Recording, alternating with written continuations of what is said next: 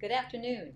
My name is Nancy Hairsine, current board member of the Pittsburgh Chamber of Commerce, and it's my pleasure to be a part of this interview series that we have put on for the candidates running for the Pittsburgh Unified School District as well as City Council. And today we're going to be talking with incumbent Deshaun Woolridge, and you'll be able to watch this interview as well as the other candidate interviews on the website pittsburgh.vote. So that website is www.pittsburgh.vote. And by going to that website, you will be able to review all of the candidates' bios as well as looking at their websites and their Facebook pages. So take time to log into www.pittsburgh.vote. So with that, I would like to turn our interview over to you, Deshaun, and just to ask, have you, tell the audience a little bit about yourself, introduce yourself, your history, background in Pittsburgh, and why you are running for reelection. Sounds good. Hi everybody. My name is Deshaun Woolridge. I'm a Pittsburgh resident. I've lived in Pittsburgh for 15 years. I came here my ninth grade year. Went to Pittsburgh High School. Graduated in 3 years. Went to Los Padanos College and moved on from there. I'm currently an assistant principal at a high school, not in Pittsburgh. I used to before that I was a teacher for 9 years. Before that, I was a substitute teacher, and then before that, I worked in the classroom as a classroom aide. I've had, when my brother went to Pittsburgh High School, I had custody of him. So I've been in all. I've had the fortune of being in all of the stakeholder roles that currently would be in the school district. I've been a guardian. I've been a classified member, a certificated member, an administrator, and a student. Yeah. And then I recently just graduated with my doctorate degree in educational leadership and administration. My dissertation examined teacher retention in comparison to administrative supportive behaviors and decisions related to the retention that special education teachers make. Yeah. Well, thank you. You have, I know I looked over your bio, which was on the website, and I noticed you've spent a lot of time really with public service and a lot with education. So, with that, being students are a very important part of our future, how do you feel, or what do you feel are the needs of our students? I feel that the needs of our students is having a quality education first and foremost. I think that they need to have teachers who are who are certified and qualified for the roles that they're undertaking. They need teachers who are supported to be able to be in the roles, so that way they can offer them a high quality and rigorous academic instructional environment. In addition to that, they need a safe school. They need to be able to say, I attend a school where I don't fear that something will come upon me as harm. They need to be supported. They need to know that there's a champion, that someone's championing them. They need to, in addition to that, know that they have the resources to access the instruction provided to them. So I think that those are the needs that students have. So, stating all of those needs, safe school. We want to make sure we have quality educational, I guess, curriculum as far as teachers as well. What is really being done to make sure that all of the needs of our students, so the students of all levels, through um, the special education students that are just getting by, the middle of the row students, and the more high achiever students, I guess, for a better word. Um, how do you make sure that all their needs are fulfilled? It's a big job. So I think that the first point is on our school board. We have a student board member. The board most recently approved the extension of that board member from being one human being to now two. So now we have one that represents Pittsburgh High School and one that represents Black Diamond High School. So for that, I should say, in that we have two students who now can bring diverse perspectives to the board to make sure we're hearing what the needs of the students are. I think in addition to that, being out there to really converse with parents, and hear what they're saying their student issues are. In addition to that, I would also say, making ourselves available to students, walking through schools where we have the ability to be able to converse with students. Um, I think those would be the ways to find out what the student needs are.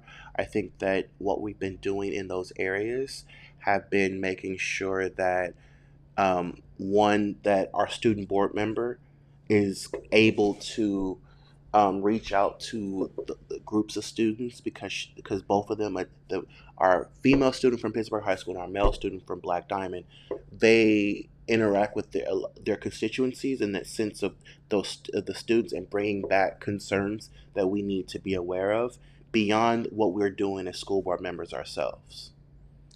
So today, what type of concerns are you hearing from the two students that So represent I you? would say a lot of the big concerns are just making sure that students are safe, Hmm. um, and then also that we have that in the time post COVID, that we're giving them supports to be able to attend school. Because if you think about Maslow's principles, we want to make sure that we're tending to the needs of the whole child. And that's one of the big things, is making sure before we give you high quality and rigorous academic instruction, that we're making sure that you're fed, that someone tells you that they love you, that they care about you, that they're here for you, that you have uh, clean clothes on your body, and then you have supplies to get in the classroom and learn with.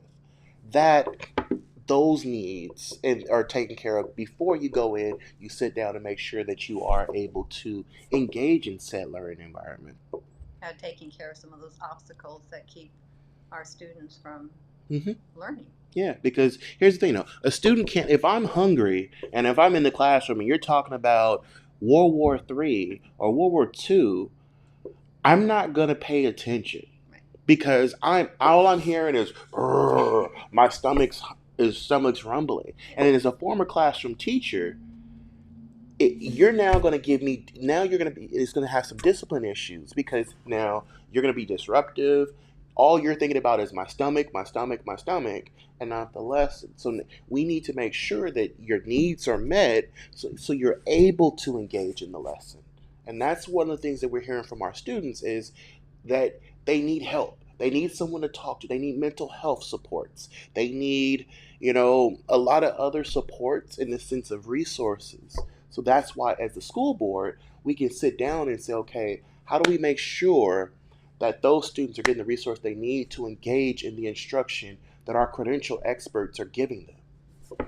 Well, I believe it's our goal to not only provide our students a good education, but we're trying to um, encourage them also to be good citizens. Come, Hmm. stay in Pittsburgh. Get Hmm. another education, or Hmm. find a trade, or become an entrepreneur, where they stay in Pittsburgh and they kind of keep our Pittsburgh pride going. I mean, And and if you think about that, the future of our community builds off the kids that are in the schools now. And the job we do now to build them up as the leaders of tomorrow depends on everybody having that stake. The school board making sure resources are there, us making sure we support our parents to be at home. Because if you think about it, this is an ultimate partnership. It's the district, it's the family at home, and it's the school. And I would also say that the school board is the intermediary that kind of links everybody together. sure. Because if you, the parent, have an issue, or the student has an issue, oftentimes they come to the school board and we funnel them down to the appropriate channel to get the resolution that needs to be. Hmm. When there isn't a resolution, then we as the school board look at it and say, how do we make what was the gap, what was the break in the policy, or break in the process, I meant to say, break in the process that led to some kind of challenge, and then we step in and provide support where necessary to provide a resolution where needed.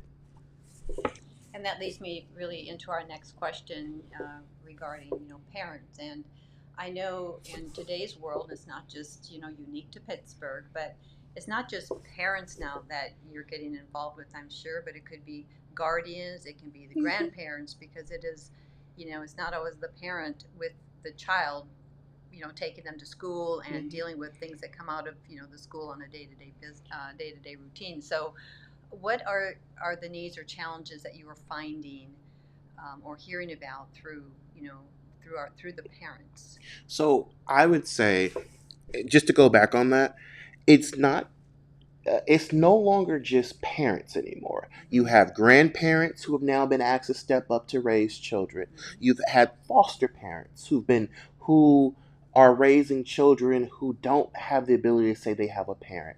You have brothers and sisters and cousins who are now asked to step into that parental role. Like for me, my brother went to Pittsburg High School and I had to raise him for that year that he was there. So everybody, I think it's now become a community thing where it's not just one defined role. Like when you're calling home, you're not always going to call the mother or the father. Now you're calling an extended group of people Mm-hmm. that goes beyond that. But I would say the needs. So what I believe the needs of the parents are is one is safety, making sure that when the way they send their child is the way they're coming home, meaning that no one's beating up on their child, no one is doing anything bringing harm to their child. I would say parents want to make sure their child go to school and come home the same way. And if that isn't happening, that they know that someone's calling them to say, hey, something happened, we want to let you know, versus kid comes home, he's beat up, and now as a parent I'm like, why did I not get a call? The second thing is access to resources. I think oftentimes we want to make sure that things aren't always a who you know, and did I get the right person to tell me what I need to know? So making sure they have access to resources to be strong advocates for their kids. Because I think at the end of the day, every parent wants to be a good advocate for their child. Their job is to make sure their child moves forward in the best way possible, and Mm-hmm. they're looking out for their child's best interest, because oftentimes as students they may not 100% know what their best interests are, and that interest sometimes lie with the parents to make sure that happens. I also would say that rigorous instruction, because every grade level builds on each other, and so the parent wants to make sure that if I send my kid to school, he's coming back telling me, or she's coming back telling me she learned something. I don't want to send my child to school and they play solitaire all day. I wouldn't send my child to school if you told me, oh, we're going to be playing video games. I want to send my child to school so he's learning physics, he's learning science, he's learning math, he's learning reading, writing, literacy. Because literacy as we talk about being college and career ready, literacy is that next step to make sure that happens. And it happens in the school. Every lesson, every writing assignment, every test, every quiz builds on the ability of literacy to take place. And so, as a parent, I would send my child to school to make sure they're building those essential skills so when they move out of high school, they can read a contract, they can pay a bill, they can make sure their check is right. Those life skills that get built from the school setting, Mm-hmm. that's what parents send them for, to make sure they're producing great citizens, making sure that they're going to be prepared for the world that's waiting for them once they graduate from Pittsburgh High School. So how do you communicate with the parents on really what it is that the schools are doing to make sure that their concerns are being met? So I would say multiple ways. As a school board member myself, I interact with people on Facebook. I've interacted with people via my email. I've met with people at a coffee shop where needed, and I think the district has, via Parent Square, an opportunity for parents to be involved.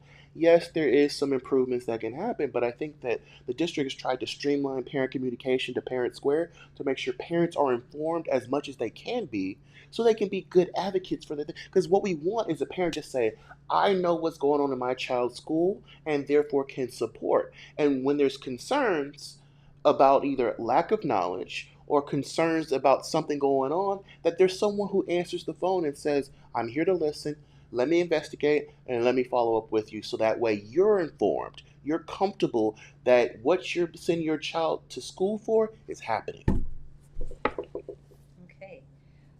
Yes, well, we all know that education is so important and parents need to be involved. So I'm glad that that's happening and you have resources for them, to make sure that they feel connected as And the, well. and Because when our children are at school, they're at school and we're depending on all the resources there that they're going to take care of I those mean, kids. and the one last thing on that is we have parent liaisons, Okay. either in a part time capacity or a full time capacity at each school to empower our parents to be strong advocates, to empower our parents to know what's going on, for them to be able to have a unified person to call and say, "Hey, I have questions, I don't understand." And if it's at the district level, we have a district parent family liaison coordinator. Her name is Miss Gomez, who is Prasado Gomez, to support with understand what's available at the district. And so and to engage in bringing people together that support the resolution of the parent concerns. Well, in referencing, the district, what do you feel are the primary challenges facing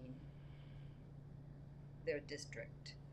So I would say there are three things, and I think these are related to my platform. I think school safety. I think school safety is changing. It's ever changing. And we experience it in a sense that it's no longer just, it's no longer just physical. It's no longer just fights. We now have to make sure that we're protecting students from weapons. We need to make sure we're protecting them from from threats. As in any school environment, we want to make sure that if someone calls the school and says, "I'm going to blow the school up," that we're responding to it to make sure that we're not having our kids in a school that's going to create a challenge in that way. We also now, due to the pandemic, we also now have to look at a biological way, where before the pandemic we never really thought about now COVID and all this. So now school safety has morphed now into a biological matter. So now we're saying, okay, we need to make sure that people are not going to pass somebody something that's going to create where you're going to get sick, that you might cause major health concerns. So school safety is an ever evolving thing because we always need to make sure we're ahead of who might seek to do harm to the stakeholders that occupy our school environments. That's our classified, our certificated, our administrators, and our students. And you can throw in social media too. That I'm Yeah, sure is a threat also to yeah. some of the students. And it oftentimes is what starts conflicts that happen at school. So we're texting on Facebook, and next thing you know, I see you in the hallway, and I'm dropping my backpack, and I'm like, "Hey," as a school official, I'm responding, or our school officials are responding to situations oftentimes that happened the night before, and they now have to try to resolve that. That's a safety matter. We want to make sure that when our kids walk through the campus, our staff walk through the campus, our administrators walk through the campus, even our parents, when they come to volunteer or come to visit, and they walk through the campus, that no harm is coming upon them, especially of our students. That people are learning how to resolve conflicts in a way that doesn't result in, let me drop my backpack and let me put my hands up, instead of saying, "Hey, I felt that you did this to me and I didn't like that." Using our I statements and our words to make sure that we are keeping our people safe. So that's the first thing. The second thing I would say is literacy, making sure, and that goes to being college and career ready, because as they go to college, they need to have strong reading levels, strong writing levels to engage in the reading assignments and the writing assignments that happen, as well as having mathematical literacy to engage in the level of math that's going to be needed to be in a good career. I think that as we look at, I, so test scores is one form of data. It's one form of measurement of data.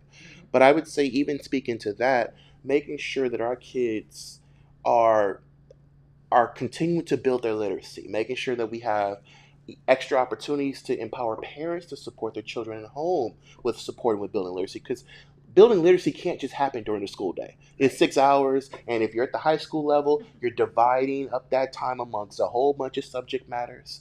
So it's a partnership, and so that means providing parents an opportunity at home to be able to support their kids, but giving them resources to do that. Not saying, "Hey, it's your job, you know this, your job and this," but no, giving them resources to make sure that they can support with that. But us building our kids' literacy levels so that way when they graduate, they're not reading at a fourth grade level coming out of 12th grade, but that they're reading at or near grade level. So, what do some of those resources look like? So those resources look like, you know, depending on what the reading level is, because I used to be a reading teacher, and so depending on what your reading level would be, you would look at decodables, which is mini reading books, maybe online, text to speech ways where the material, I mean, where something is read to you, and then you repeat back to what it's saying. So you build those identification understanding of those words that's being that's being given to you. In addition to that, I also would say, modeling good reading. So I read a passage, you're hearing what it means to be a good reader, and you're modeling and you're following after what's being modeled to you. So I would say those are initial resources, but then also times extra, maybe packets of work. Like, hey, maybe there's a mini passage that are focused on comprehension. Because I think if you think about literacy, literacy is learning to read, which was looking at phonics, phonemic awareness, and other things like that, and then going to reading to learn, which focuses on comprehension. So I'm learning how to read. I'm learning how to identify words, sounds, sentence, words and sounds, and parts, and then moving into now I'm moving from words to sentences, sentences to paragraphs, paragraphs to pages, and pages to whole novels.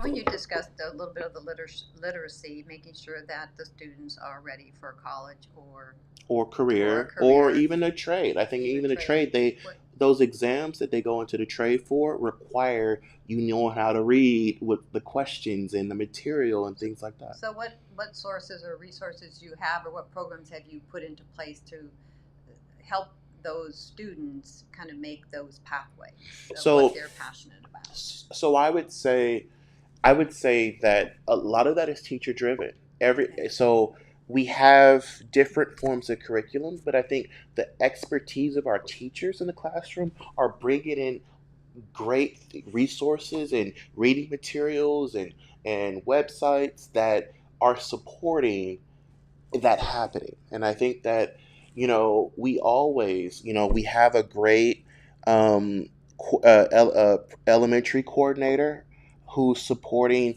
with teaching literacy and building capacity for literacy. We have a great TSA who's doing that as well with our elementary folks. And so as we try to, and then we're using Dibbles. Dibbles is another program that we're using, and it basically is testing reading assessments, Okay. and then sitting down and having our staff sitting down with teachers to review the data to make conscientious plans to support reading growth, and then reassessing after that to see, did it work, and if it did work, great, let's keep charting up. If it's not, then let's work that plan so we could be able to say, hey, it didn't work. The original plan with Little Johnny didn't work, so let's move it on to something else. And that's what's the great things that are happening is it's the data is making data informed decisions about how can we provide robust, rigorous instruction in a way that's producing quality outcomes. Um, well, as an incumbent, what are some of the things that you've learned from your experience on the school board and just the board's relationship with the district? I think the board has a great relationship with the district. I think nothing's perfect. Everything can always grow. As an incumbent, I've been fortunate to really learn more about the how to be a board member. I don't 100% think that you don't get to learn that in your first year. Your first year, you're watching people, you're seeing what people are doing, but you're not understanding the mechanics behind why they're doing it. And then the second year, you start to get into in your first year, you're starting to continue. And in addition to the first year, you're starting to really learn what that means to be a board member, to have that title. Your second year, you're now learning how to use your voice, how to use your board member voice to delineate power versus authority. As a board member, I have power to bring voice to whatever I want. As a board member, I have power to champion whatever causes that I feel is necessary. I don't have the authority to act on those causes. So I had like my mentor used to tell me, use your power, but know the limitations of your authority. That was going to be my next And question, is do so you have a mentor when and you so my mentor kind of was saying like, know the balance, know the differences between power and authority, because oftentimes they get confused. As a board member, I'm passionate about X, Y, and Z. Give you an example. I wrote a resolution called the 100% graduation rate. And the power of that is championing the fact that we want to get to 100% graduation. It's not fair to tell someone's parent, your child was unable to get a high school diploma despite whatever circumstances going on. We don't want to water down our diplomas, but we want to make sure every kid is able to access the needs, the tools that they need to be successful to get said diploma. And when that doesn't happen, we need to reflect on why it didn't happen and implement new structures to make sure that that happens. And so the power to champion that, the power to champion that philosophy that every kid should be able to access said education. And when it doesn't happen and it doesn't lead to a diploma, we need to ask ourselves why. That's power. Authority is implementing what it takes to bring that to life. That takes a board majority. That takes the superintendent pulling out the how.